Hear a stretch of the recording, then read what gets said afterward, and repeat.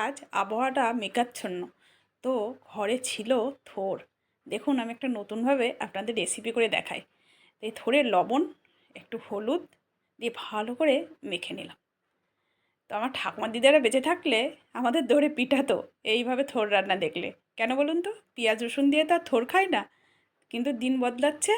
তা চলুন এইভাবে একটু করে নিই। শুকনো লঙ্কা ভেজে নিলাম, এবার ওই তেলে একটু পেঁয়াজ কুচি দিয়ে লাল লাল করে ভেজে তুলে রাখলাম। এবার মিক্সিতে থোড়টা দিয়ে দিলাম, দিয়ে ওর মধ্যে সাদা সর্ষে, কালো সর্ষে, কাজু, রসুন, একটু কাঁচা লঙ্কা, একটু পোস্ত, একটু চিনি দিয়ে ভালো করে মিক্সড করে নিলাম। এইবার নামিয়ে তেলের ওপর কালো জিরে ফোড়ন দিয়ে পেস্টটা দিয়ে দিলাম, দিয়ে ভালো করে নেড়ে একটু শুকনো শুকনো হয়ে আসলে এরকম লাগা লাগা নামিয়ে নিয়ে পেঁয়াজ আর শুকনো লঙ্কা দিয়ে ভালো করে মেখে সর্ষের তেল ছড়িয়ে সার্ভ করলাম। বাই।